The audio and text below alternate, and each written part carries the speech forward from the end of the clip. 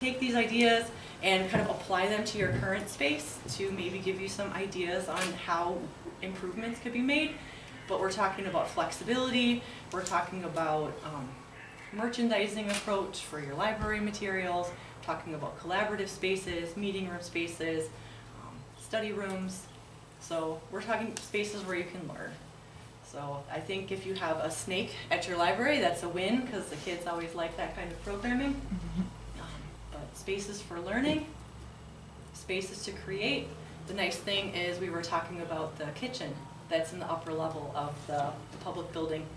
Is it called the public building, or did I miss it? Community building. Community building, Yeah. okay. And that's a really good tool that the library can take advantage of. So how do we leverage that into a cooking / computer / maker space of some sort? We're talking high tech, so AV equipment, a screen that might come down from the ceiling instead of needing to be walked over. That would be nice plug and play for you get your computer, you just plug it into the wall. The picture in the lower right corner, that's actually the library director of the Milton Public Library doing a podcast in the library space during COVID. So they have their own show that they put on, talking about spaces that inspire. If there's a theme that would be preferable for the library, or a theme that you like, we've done agricultural themes, we've done, there have been some Harry Potter kind of Marauders map themes, Dungeons and Dragons, if that's a popular thing, that would also be a theme. We also have flexible spaces, so we're talking about shelving on wheels, chairs that are easily movable, spaces that are wide open, or you can partition them off into multiple little spaces. Wheels always make things easier. And then also flexibility when it comes to library services. So with COVID, we do a lot of curbside visits in Dubuque where you can call and then you can have your books brought out to you. So facilitating a space for people to queue so that you can deliver those books out is also a consideration. Community spaces. We've got some outdoor community spaces. In this film, in this slide, we've got a quiet reading space on the left there. So that's the quiet reading room where you can do your puzzle and read your magazine without, and the kids are on the upper level, so you don't have as much noise that might go back and forth. So now, any questions about today's library? I mean, imagine you guys all know this and you're invested citizens who are here because you're interested in what's going to happen. So I figured that was, that's the baseline in your mind, and talk a little bit about the process that FEH uses. Okay, now some of these have already been done. It sounds like the space needs have been started, and I'd say you might be like 75% there on your space needs, just a guess. So we start with goals. Why are you guys here? What's your big vision for your library space? What do you want to accomplish so that when the project is done, you have done all of those big goals? What do you achieve? Did you achieve your goals? If you do, then that would be considered a successful project. And the goals can be very big things or little things. They can be to provide a safe and secure space for kids to learn after school, or they can be to provide maker space for kids to learn new technology. They can be like that. They can be to provide ADA accessibility for all patrons, things like that. So we've got really high level goals that nobody can say you don't want to achieve that goal as part of your project. So we're trying to make a good case, like we're going to meet these goals, this is what our project is going to accomplish, and then you conduct the space needs. So you want to look at what do you currently have in your building from a space needs standpoint, what size is your collection, and then how does that relate to to the census data for your population. We look at your service area, and the number of patrons who are utilizing your space. You want to look out about 40 years when you do your space needs. So we want to plan for 20 years of growth, and based on the model that we generally have from the trajectory of the current census data, and then we will typically dial that number back a little bit then for the following 20 years to come up with the population that we're trying to serve. And then that population will lend itself towards a collection size. which will tell you how big your collection is, and then it's up to your group to determine, okay, what ancillary spaces beyond the collection do we want in our library? What does the community want? And maybe your survey will shed light on that. I apologize, I have not seen it. And then we take our goals, our high-level, irrefutable goals that we're trying to achieve. We take our space needs. If needed, we could conduct a condition assessment of the current space related to both code and accessibility, just the library space, to give the community an idea of how it might rate against the current requirements. And then we take all that information and we conduct a Spark session. And I'll get into that in just a second. That Spark session is going to create we come in here, there are five-ish of us. We would probably be in here since it didn't, if the space was available, since it didn't seem like there would be a large enough space. Oh, maybe the community room upstairs if it was available. Although it's going to start to smell a little bit like markers, so you have to make sure you're okay with the marker odor. But 5 architects or interior designers, we come to your space, and we will have worked with the group before the Spark to identify sites. And we will do a site evaluation. And then we've got our space needs, so we know how big our building needs to be as we apply it to different potential sites. And then we come up with, depends how many sites we have. Let's say we identify 20 sites. That seems to be kind of on the low end when we're doing the site selection process. You might be able to cross a couple off the list if they don't meet the space criteria without doing like a 4-story library or something like that. So we'd be able to eliminate a few to start, and then we might have 12 to 15 different design options for our site solutions that would come out of the Spark session. And then we would work with the public group. Okay, I'm getting into the weeds on like the first slide here, guys, so I'm sorry. And then the results of the Spark session would go to the public group who's evaluating it, which would then go to a core committee. This will make sense in a second. And then that would be recommended to the library board for consideration. And then once you kind of have a general direction, like these are all the options, we pick these few that we think are the most viable, this is the direction we want to go, then you can start to explore grants and consider kind of how you're going to finance a project. Because we do also have budgeting as part of the Spark, so we give you an idea of what your cost would be. Okay, goals for success. This is what I should have just gone to the next slide, but instead I explained each one. But you can see, it's too small for you to read, but I'll read off the slide here. But flexible and functional space for now and the future. That might be a goal. Every community is different, so usually adequate space or flexible space or something like that will end up on the goal list somewhere, because that's really important. And then we have the space planning tool, like I mentioned. So it's just a free tool that we have. We worked with the library planner and came up with a more up-to-date library planning tool that takes into consideration the need for study rooms, the additional staff space that's generally necessary from a workroom standpoint, how many desks do you want, that there's going to be a copy center, there might be a coffee bar, you know, all those different things that you can consider. Okay, I mentioned the advisory task force. So a public-driven process usually involves the public, right? And you guys would be the great start on an advisory task force group, but we invite members of the public, and we would help you compile a list of members, community leaders, people involved with different businesses who have a presence in town. So we could curate a list of individuals that we would like to recruit for 5 meetings. So it's a total of 5 meetings, and this, you can see people have their hands raised, so it's kind of an interactive group process where we're trying to find out from that particular group as part of a fraction of the community, what do you want to do at the library? So that's why we want to try to find users like you who are invested in the future of the library.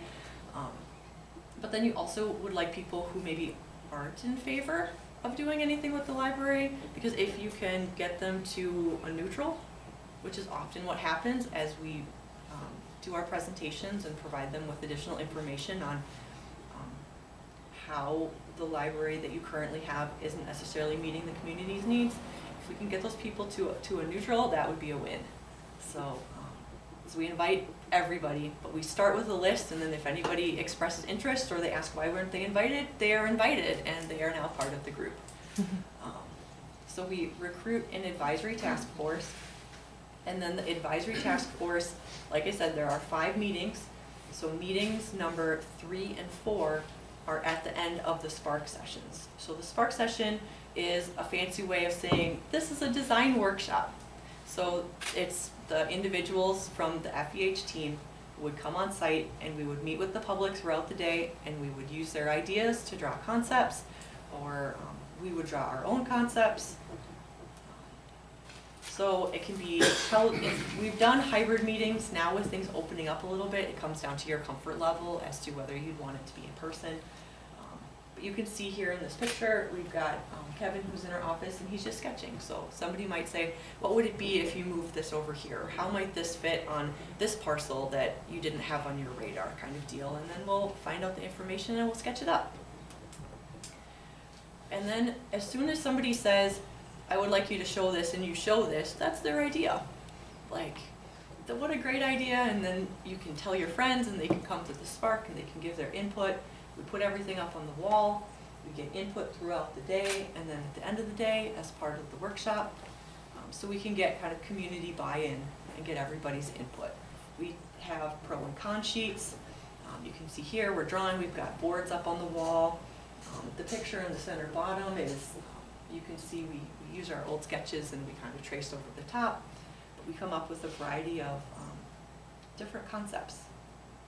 And then we might start the Spark. This is just a site selection example of a project that we used for a community about this size. It's about 1,500 people, I think, so it's a little bit larger, but it's Cascade, Iowa. So we looked at the floodplain, and we looked at the current library. You're not going to be able to see it, but it is number 1. So their current library is this tiny little red box right there.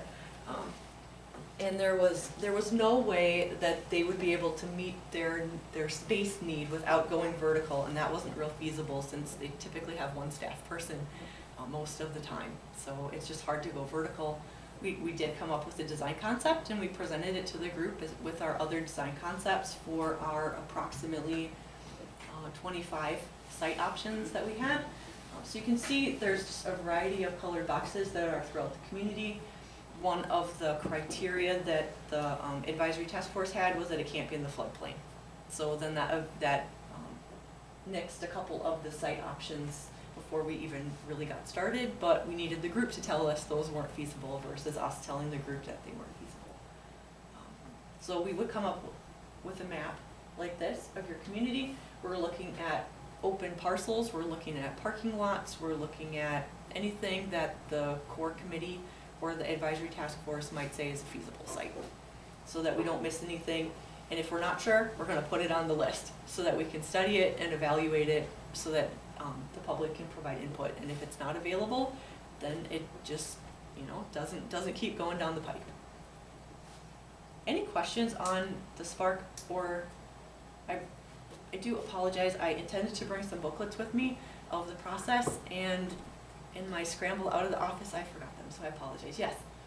The Spark sessions, is it like 1 a week or 1 a month, or how long does that take? Yeah, so if we're looking at like a public-driven process where you start with a core committee and then you want to end with kind of a recommendation for an advisory task force, I would say that might be a 3-month process or so, depending on kind of everybody's schedule.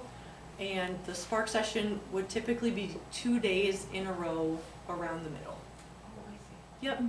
So you got to do all your upfront planning and your space needs so that we know what we need. We have to provide information to the public about where you're at, and then we have our 2 meetings that are our design workshop meetings, and then we're going to have 1 final meeting, which is a recap, where we would have life cycle costs, and you'd have your capital costs for the project, so that you can make, because we're gonna ask you to vote. Which option do you guys like the best? Or which two do you think are the best?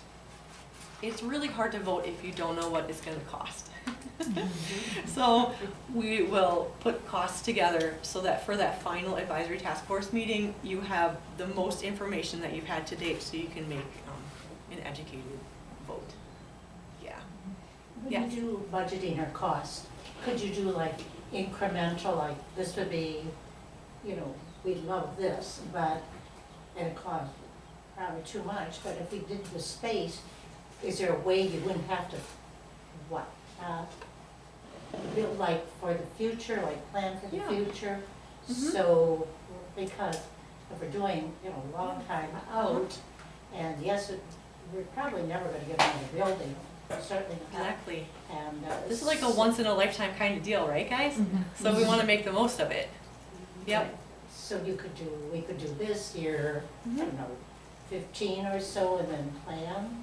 Is Yeah. that something You can like do that? you can do a phased approach. Thank you, that's the word. I didn't want to put words in your mouth, but yes, you can do a phased approach. You can do. It comes down to, do you have the funds? How do we best leverage the funds so that they last the longest or they do you the best service down the line? So whether it's building something smaller that's fully outfitted with then space to expand, or if it's build the larger thing but then only fill half of it, we can look at that. Because if you build something bigger, you're gonna have to heat it, but then it's already built, and that's one of the most expensive pieces.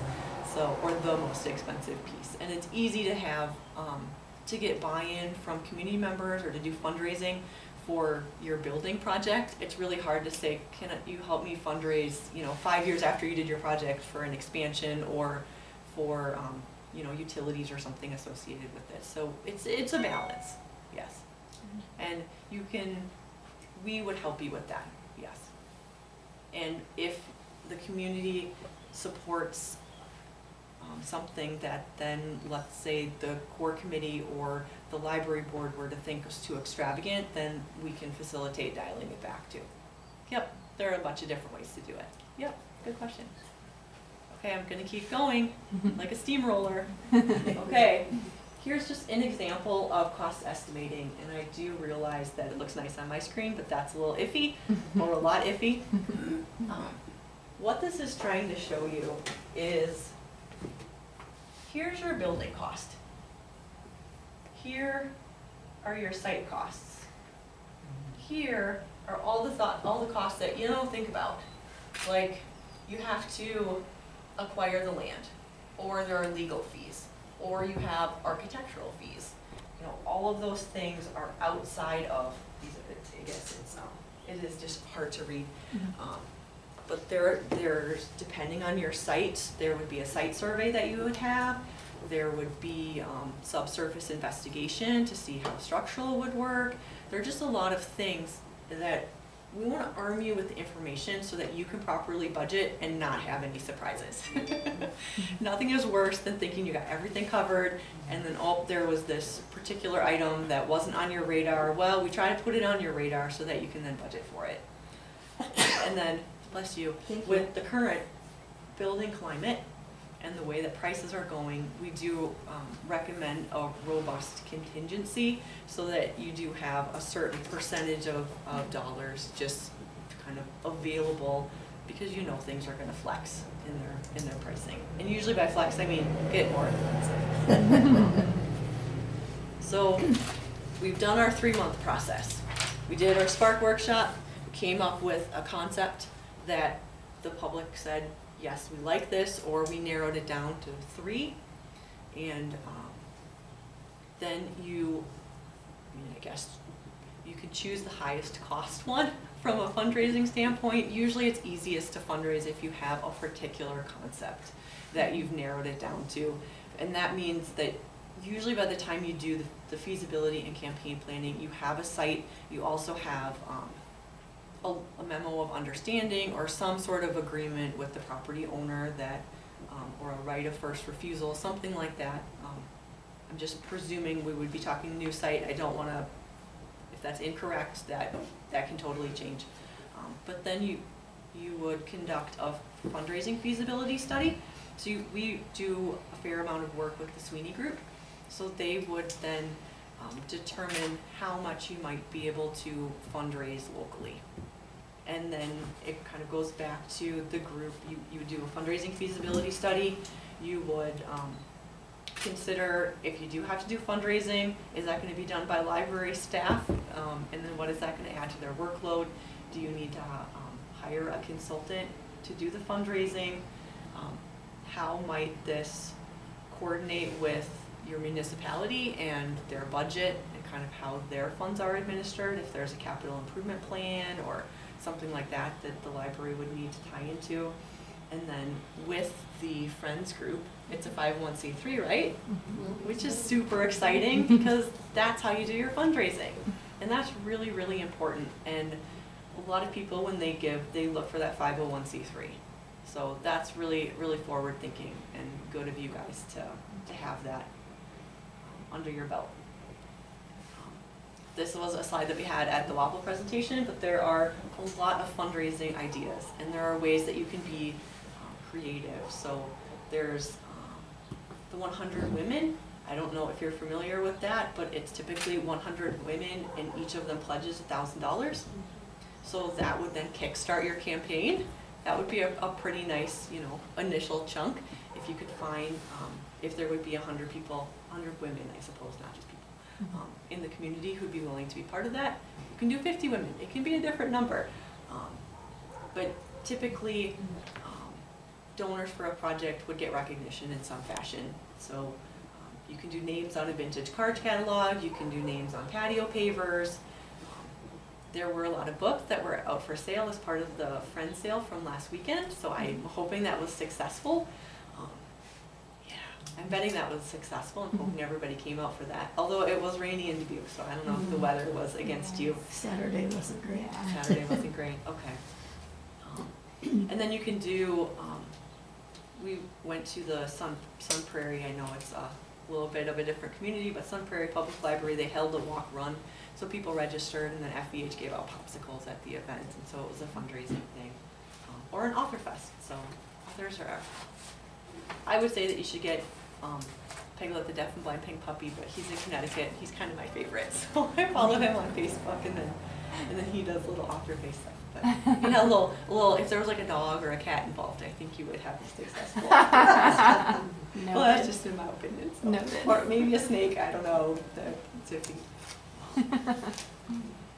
So you have narrowed it down to an option. You are ready to hire an architect to help you. I'm just briefly going to breeze through this. It's really important that the kind of the conceptual process where I started, that you've got a very firm footing on that. Because if that is defensible with your high-level goals and you've got this kind of rock-solid base for your project, it's going to be a lot easier to sell. So we would recommend establishing a core committee that would be set up of board members and staff, and then coordinating with the municipality to find out if the library would need to tie into, let's say, an access control system or door hardware or security cameras or something like that. And then considering the disruption of the project. In this particular instance, it might be you're looking at a new site so the library can stay where it's at, and then would move in kind of one big swoop. And then evaluating your existing furniture and inventory to see what you want to take with you. Don't worry, these aren't a secret, so I can share the presentation, or you can just ask questions afterwards. But bidding and construction is messy. We do a lot of renovations. We don't have to do renovations.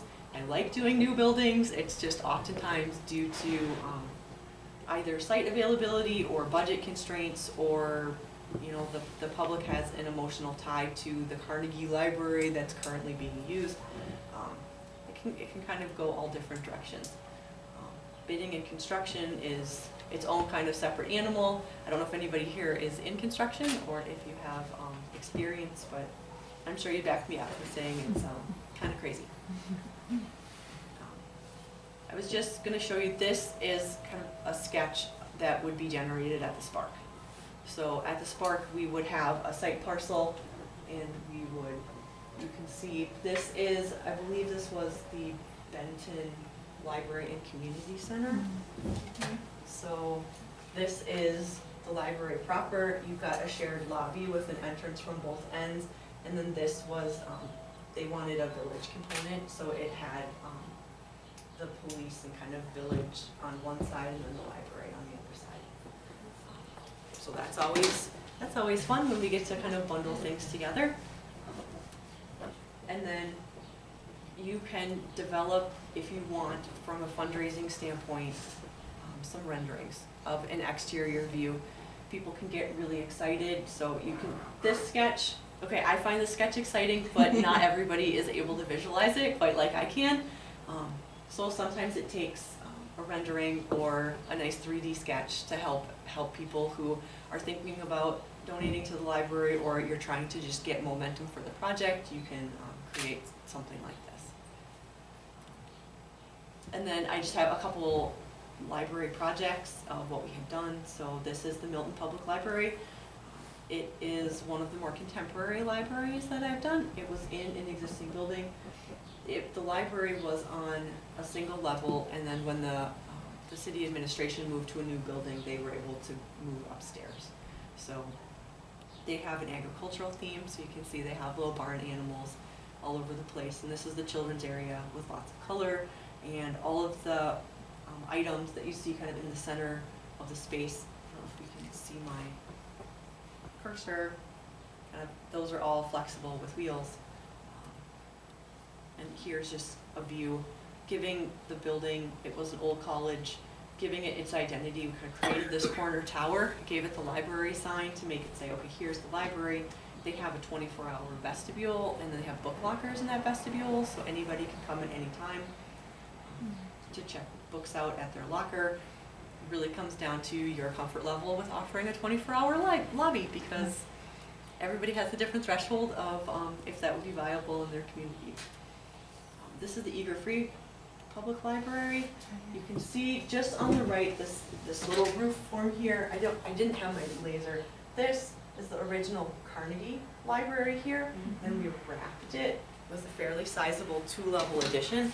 So we matched the existing levels, and then we created the children's area on the lower level, and then you can see picture 3 in the upper right corner. We restored portions of the historic Carnegie Library. So it's an interesting mix of kind of more contemporary fun colors on the lower level for the children's department and the teen, and then upstairs is quieter, more traditional with a lot more wood. This is the Belleville Public Library and Community Center. This is a 13,000 square foot new building, so this was exciting. We got to work on it. And they actually leveraged a, hold on a second, it's right on the tip of my tongue, a grant with rural development, which is an urban, it's rural development actually. So they were able to take a grant based on their community size, which is through, I think, the USDA actually. Okay, I was like, all the letters were all shmooed in my brain. So this actually had a large meeting room and a training room, and then it had a library component. So similar to that first sketch we saw for Benton, it has this kind of lobby that then partitions the library space. Oh, I suppose I can take you to the pictures. So you can see picture 3 in the upper right corner. There's the wood floor, that's the corridor, and then there's a movable partition for the area with the carpet, and that's the meeting room space. So you come into kind of your community space, and then you turn the corner into the library proper. And then we have, you know, fun trees to get into the children's area, and interesting acoustics in the maker space with kind of fun waffle slabs and waffles. This is the Shriner Memorial Library in Lancaster. By the time we got done with our renovation and the part that we kept, I would say this was just, it's mostly a new building, so we should just almost call it that. I know that it wasn't, and we kept a portion of the existing building, but It was not a very large piece. And that is located in the city park, so there's not a lot of events that happen at the library. I think there's a brew fest happening this weekend, so they leverage that park, but then people also come into the library. And I do know that when they opened the library, shortly after they opened, they had tripled their library card holder number. So that was that's just always nice to hear, that people are liking the library and a lot more are coming in. And then this is Lake Geneva. Now, when you have a building on a lake that has a lot of prairie style with stained glass, you can get a very nice aesthetic, but you don't have to be in a prairie style building on the lake. We can achieve a similar aesthetic, maybe not quite the same view, but a similar aesthetic in a more modest library that is in a nice sized community like this. And then this is the DeWitt Community Library. This is in Iowa. This is an existing building that more than doubled with its expansion size. But you can see that all of the shelves in this picture, those are on wheels, so those all move to create kind of large meeting spaces. You can do interesting things with fun lights in the children's area, and you can see those bins in the front, the book bins, are also on wheels, so that's shared program space, which then also has some materials in it. Okay, I'm just gonna, you guys know what we can do for you, and then this is just a thank you from a rendering to a finished image. Okay, I did all the talking here, guys. And while I'm totally fine with that, I would be happy to answer specific questions related to your project. Unfortunately, I got the newsletter, so that was really helpful to give me an update on where things are related to your planning. And then I did get a tour of the building today and got a little bit more information on the space planning that had been conducted.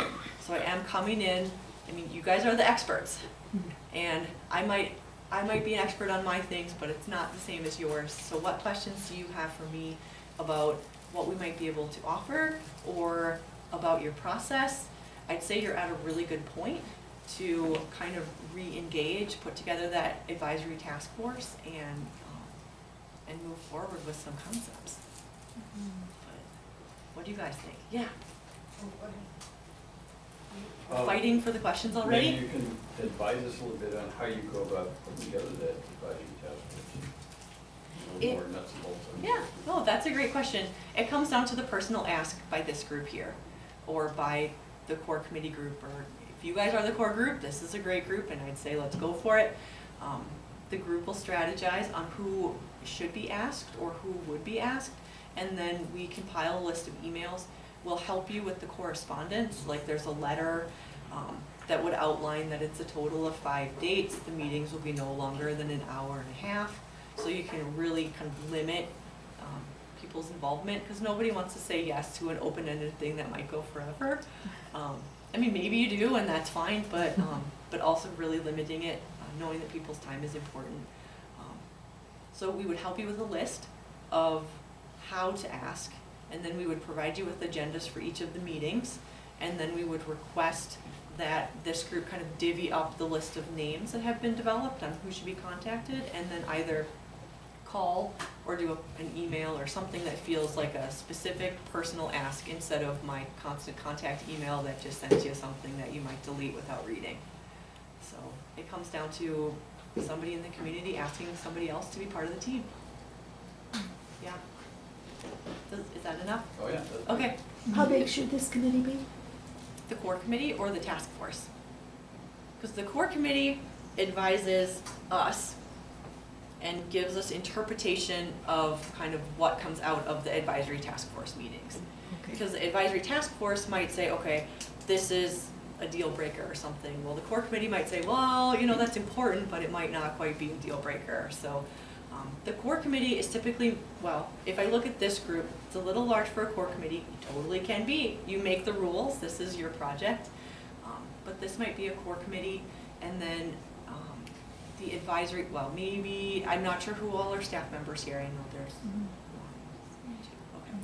So there's decent showing of staff here, so we got some good input. And then for the advisory task force, usually we like to ask about 100 individuals, if we can think of that many, and then you might get 60 to attend. And if somebody can't make it, you ask them to ask a friend, and maybe here your number will be a higher number. But generally we found that if you ask, if we can get close to 100 or get even 75 people, that you'll get close to 50. So what's optimal for the core committee then? Core committee, the most nimble core committee usually will have a non-quorum number of library board members. It will have some staff members, and it will have some key people from the public or and the friends group. So it might be 12 to 15 individuals total. But, the rules are different everywhere we go, and if everybody wants to be part of the group, then they can be. Yeah. What's Yes. the level of communication with the village board throughout this process? Sometimes you can have a village board member who would like to be on either the core committee, or they're definitely invited to the advisory task force because their input is important. What often happens is we'll have a village board member or two participate in the process and maybe be on the core committee, depending on their level of involvement.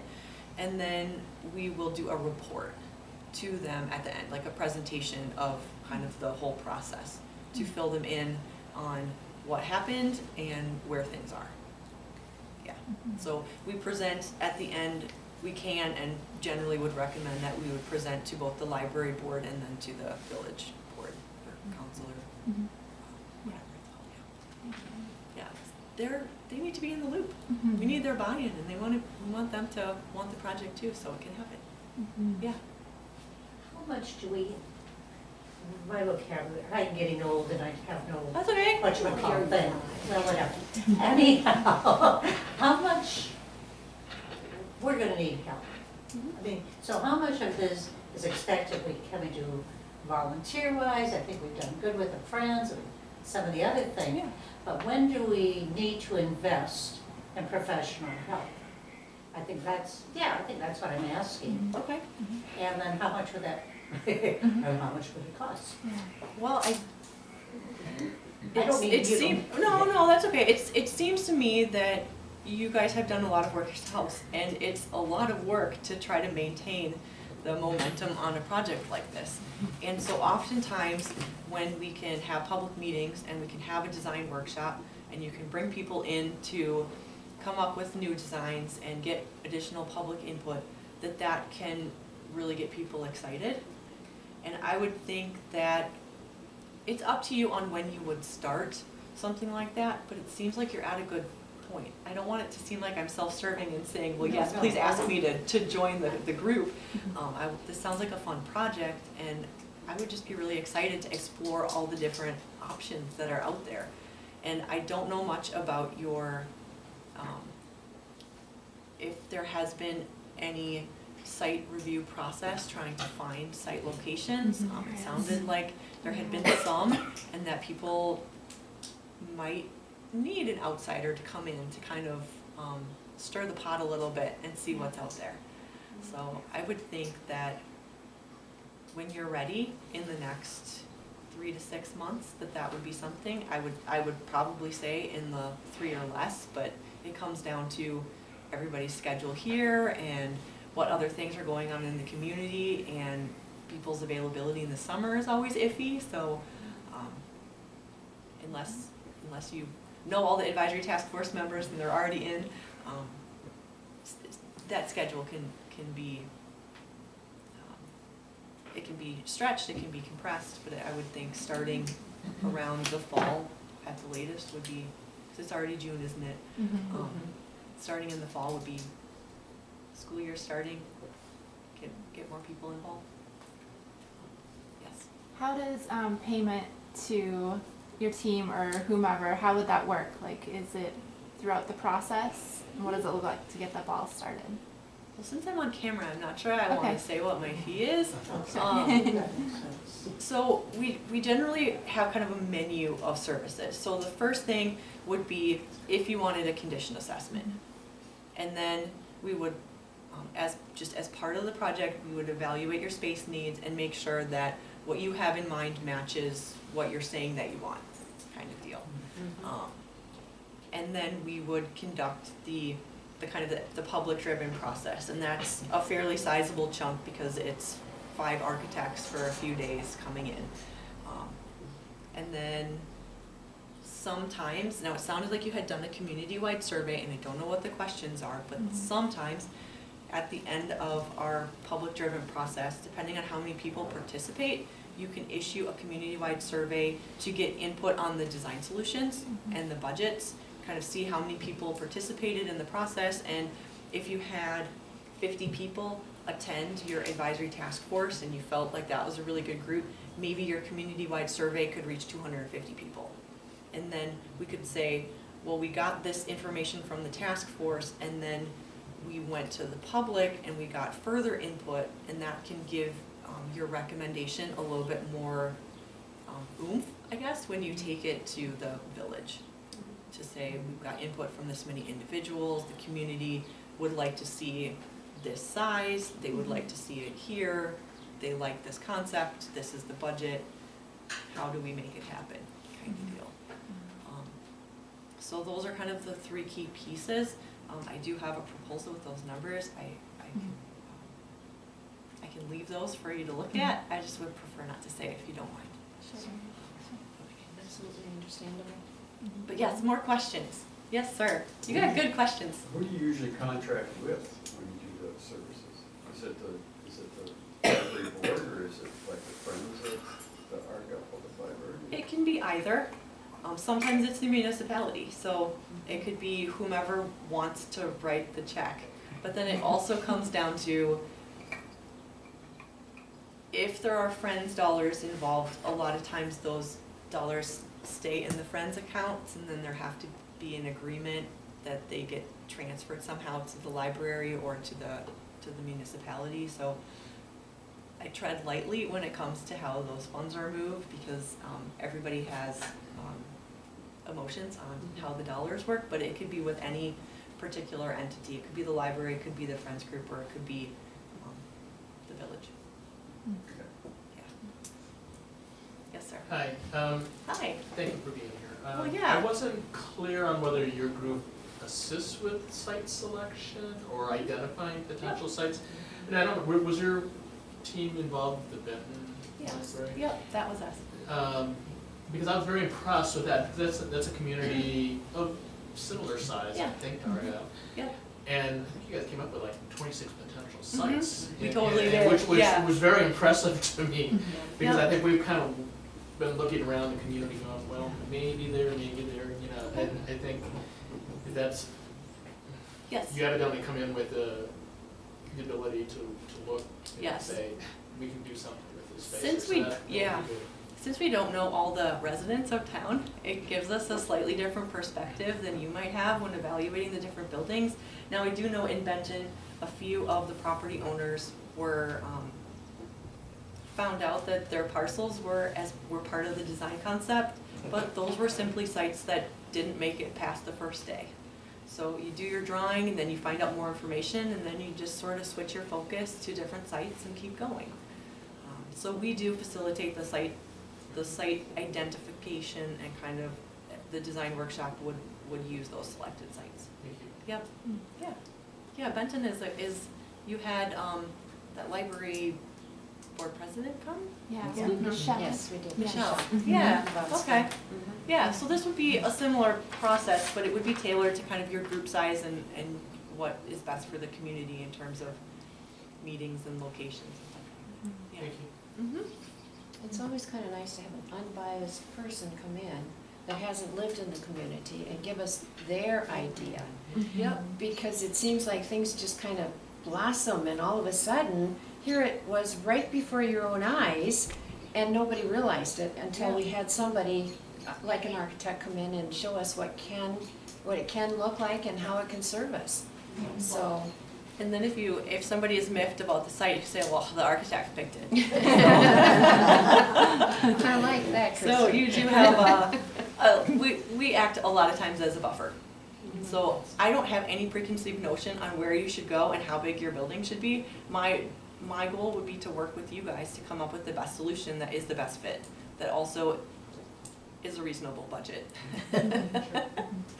So that can, yes, it puts us in the buffer scenario a lot of the time, but that's fine. Yeah, good. Yeah, Yes, I'm sir. on the site committee, Okay.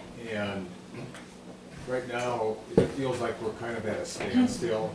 Okay. I don't know how important it is to have, to identify some sites first before proceeding with some of this other work.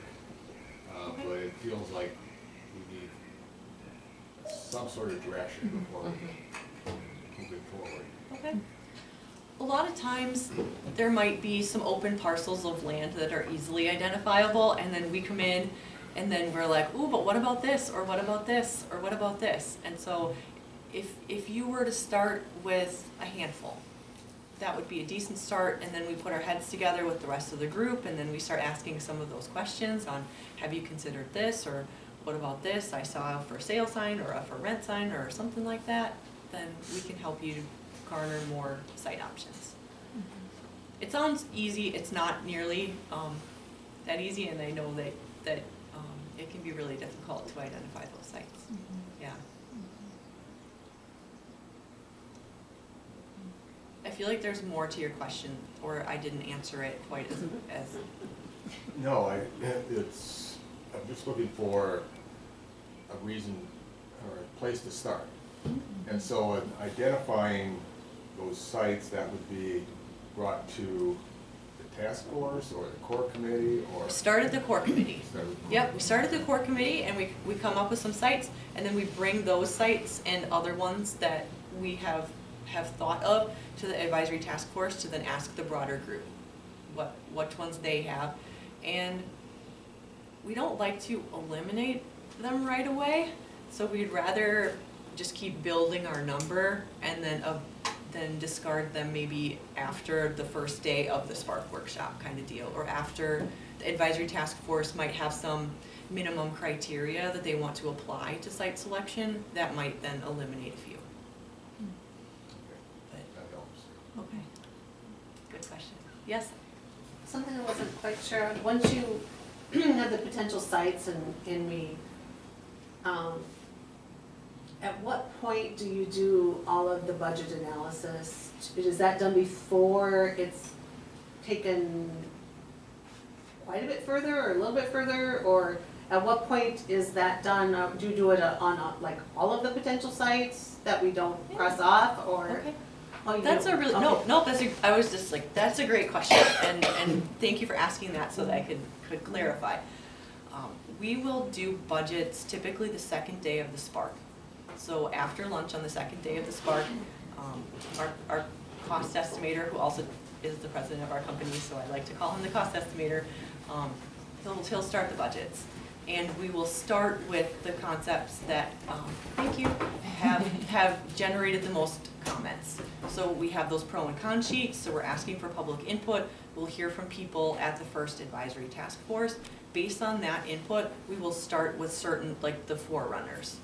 And then oftentimes budgets will be developed, let's say you have 20, but you've narrowed it down and you draw up 12 to 15, then you narrow it down to that, so maybe you end up with 7 or 8 sites with budgets. And then we will evaluate those and put together life cycle cost analyses so that you can figure out, okay, if we go here and I have a 2-story building and it ups my staff, then it might cost less to construct it, but it's gonna cost more to run it. And then we just ask the group to use that to consider which option they like best. Because the life cycle cost, I mean, everybody knows that the utilities just keep getting more and more expensive, and usually we'll put some photovoltaic in there so that you can have some solar panels to defray your electric costs, but the size of your building is important, but staffing is definitely a more expensive consideration in the long run. Yeah. Could you also, because looking at small communities such as ours, Yeah. like Belleville or some of the northern Wisconsin, mostly I notice they do joint, library with community building or maybe fire department or something else. Do you help generate the something else or looking broader than just the library? Yeah. Like, We can. maybe more sense that we could. We have, so I will say that for the Belleville project, we did start with an assessment of their village hall and their public works and their police department and their library, and we looked at different solutions. And then the library project just happened first. So then we did that. We are working in Farley, Iowa, and they are looking at, no, unfortunately, I'm sorry, I don't have the population numbers right off the top of my head, but it's a smaller community that's west of Dubuque. And they're looking at how might we put tenant space into our building so that somebody could rent it. Now, it does make whomever owns the building a landlord, and it comes down to if you want to, but they have tenant space, and then they have identified a need for childcare. So they want to consider how might we incorporate a childcare component and use some of those federal dollars that are out there to help pay for this project. So we can strategize with both the core committee and the advisory task force, but we are relying on the community members here to tell us what the need is. So we can help facilitate, but I don't want to be the person who says that such and such should move if they really don't want to. I'd rather have that suggestion by that individual. Yeah. Yeah.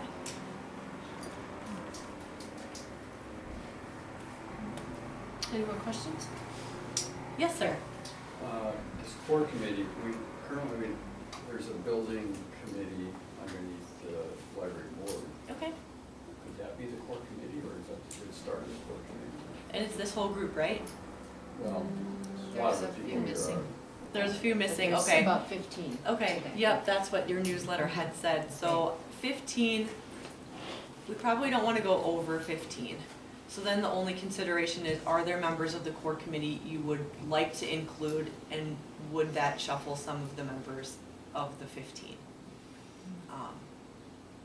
It starts to feel like 2 advisory task forces if the number gets a little too high.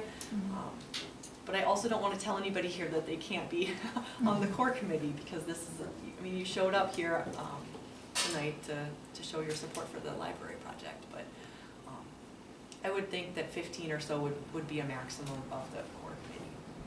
But this group would definitely be a good start, yeah. So Yes. is there, do you find a normal span of time from the beginning of the project to completion? Like 2 Like- years, 3 years, Like 5 years? end of construction kind of Yeah, deal? yeah. Okay, that's a great question. No. So what often happens is we conduct the planning process, and that would be, okay, I'm just gonna use 3 months as an example. So we plan, we've come up with our concept, and then for us architecturally, sometimes it can feel like the project is just put on hold, because you guys are busy doing your fundraising or writing your grants or working with your fundraising consultant to identify where the dollars might come from. And I would say that the smallest period of time between the concept and us starting schematic design has probably been a year and a half. And that's the shortest, and that was because a municipality said, we'll cover it, which is not something that often happens. Usually it's a mix of fundraised dollars, municipal dollars, and grants, and just wherever the funding can come from. And then it can be anywhere from, I had a project with a 7-year gap, which actually felt kind of short, and it can be longer. And it gets really tricky because we're trying to I mean, I want to stretch those fundraise dollars as far as they can possibly go, because people are donating their money to something they support, which is the library. But the sooner you do it, the cheaper it is. Yes. So, because you know it's just gonna get more expensive. So you have to balance how quickly you can fundraise the dollars. Sometimes it's easier to write grants if you start the design of the project kind of past the hand sketch stage, where you can get some of those renderings and you can get firmer computer generated floor plans. Some communities have started schematic design so that then they can apply for like Carver Trust grants or something like that. And then you can use the dollars that you have spent on the planning process and on the schematic design as like a match. You can leverage those funds that you spent for matching some grant dollars. That was a very circuitous answer. Mm-hmm. I would say the shortest that I have worked on a project, from planning to the small fundraising to then design to construction, has probably been 4 years. Generally, it would be closer to 10 or more. I have a project that started in 2013 that is starting its 2-year construction process. So that is it's a big project, hence the 2 years of construction, which is, obviously we can do big projects, but for most libraries, I do smaller ones. So no, there isn't like a hard and fast rule for that sort of thing. And it does definitely require perseverance, and it probably can be discouraging because there's a gap, but it'll pay off. Yeah. How do you keep your site? How do you keep your site that long? For projects where the site has been acquired, oftentimes as parcels become available, the library or the foundation will buy them. So usually it's just, there's enough time that they come up for sale and you're able to purchase them, or you have a letter of understanding with the property owner that if there's an offer on the property that you get first right of, like, to counter that offer.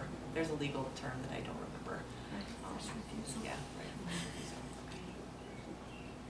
Yes. So I heard Ken's question in a different context, and I also had that question. How do you keep your sight for that long? How do you keep your vision? Okay, yes. Like, are all of us going to be on a committee for the next 10, 15, 20 years? I'm sorry to say that usually it boils down to the most dedicated individuals, and oftentimes that's the library director with a few keyboard members, and that is simply what I've found. So a lot of it does, I'm not sure if it's sad, but it just interestingly falls on the library director's shoulders to kind of do the administrative stuff and kind of manage things and keep track of where things are, and it's a lot. There's a lot of moving pieces, and then it comes down to having a team that you trust of board members or construction committee co-chairs, is that what it is, or something like that.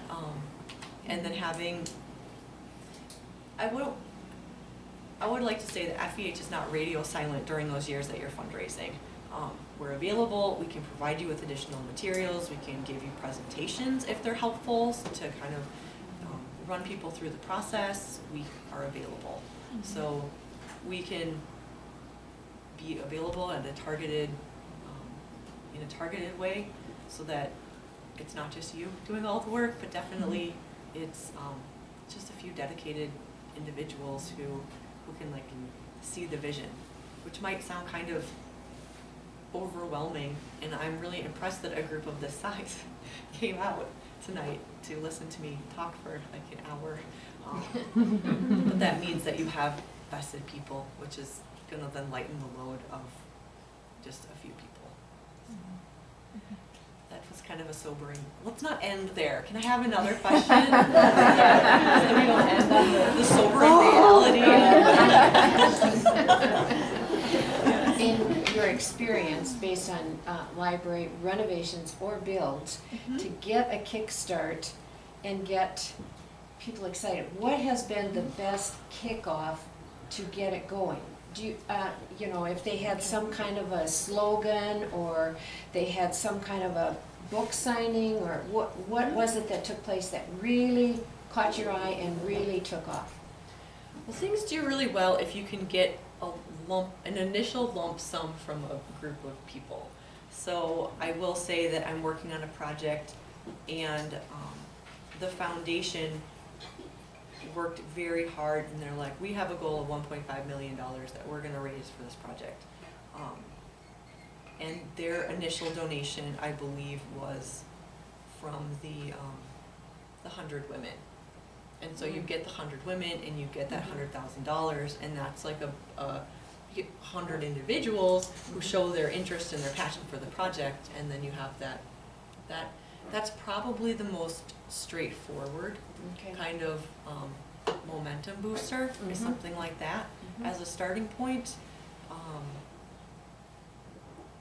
And then once you have a concept for fundraising, it can be more straightforward if you're able to sell pieces of your building. Like, somebody wants to fundraise for the book drop, somebody wants to donate money for some furniture in the children's area, somebody wants to fundraise for, it's easier to fundraise for a particular thing versus the cool new library that is out 10 years but will happen. It's like, how about you, one of the neat things that we're doing on a project is in the children's area, this is a little bit of a tangent, apologize, but the table where an adult can sit, and then there's a play area for a young child next to it, so that you have that, somebody might be willing to purchase that piece of furniture and stuff. And the more images that you can put with things, then people can get really excited about. Right, because they yeah. can see themselves Yep, fitting into that. exactly. Sure. Mhm. Yeah, I could really use that, I'd like to donate for it. Awesome. Okay. So that's Yeah. more, so you could do that kind of fundraising more when we already have a concept, a design concept, Yeah. so that we can sell. But like this, the 100 women. So at what point you would start that? Because my feeling is, well, if you start it too soon, then you do end up with that, and then what? I mean, Yep. You can start too soon, so you need to wait till you have a concept. You need a concept, you need a site or a few sites identified, and then you need a budget. Because people aren't gonna give money if they don't know what the end goal is. So they need to know what you're aiming for. And then talking to other partners in the community would be a good place to start, to find out if the village would be a participant at any level I don't know your politics or your dynamics, so I apologize if I'm speaking out of turn, but a conversation with the village, maybe with local businesses would be a good start. But you need to know your total, and you need to most likely talk to a fundraising feasibility consultant to give you an idea of what you could reasonably fundraise, because that's gonna be a really important parameter to know before you even go fundraise, to know what you can raise. Yeah. Because depending on what you can fundraise in the community, that can then set the tone for your ambitiousness, maybe when it comes to some of the grant dollars or some of the other funding sources. So it all kind of ties together.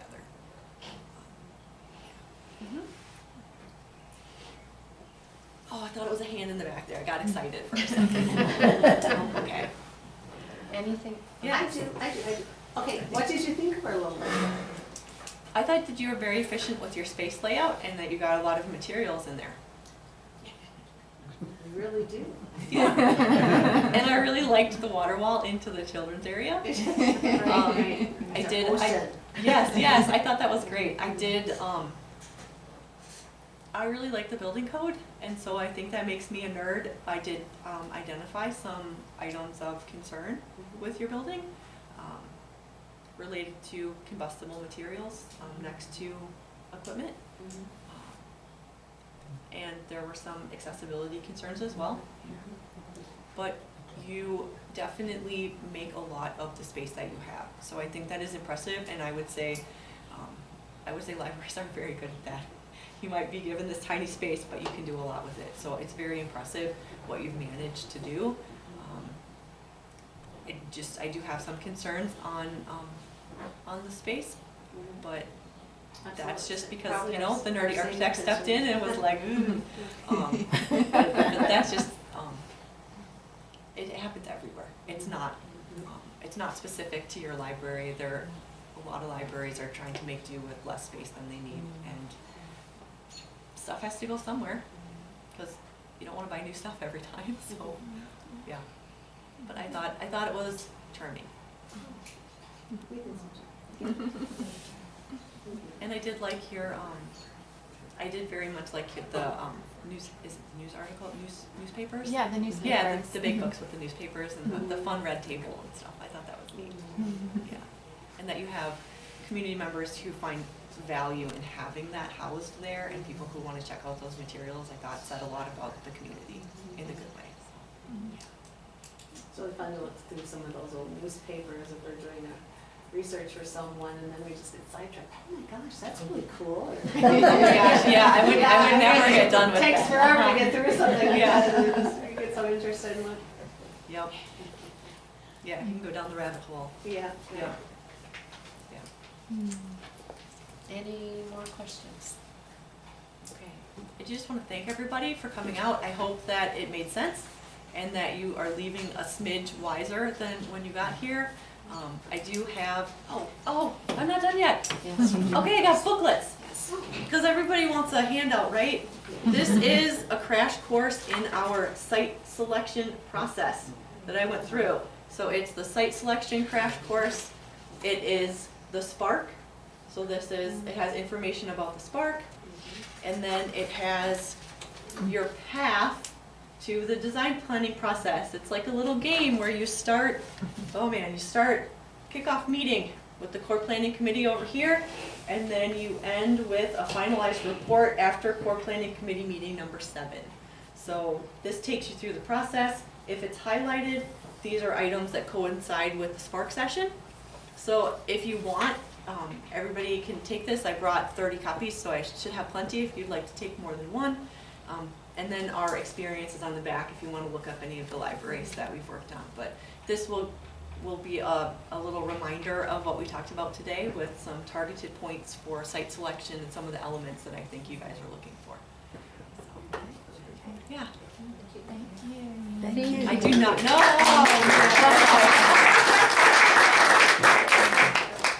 Well, thank you for being here and for drumming up those questions at the end. Thank you, Christy. Oh, yeah, Author talk here on Saturday at 1. There's a flyer from borscht to burgers, and there will be lots of information about Ukraine. She's bringing Ukrainian arts to sell as well. So 1 o'clock. Thank you.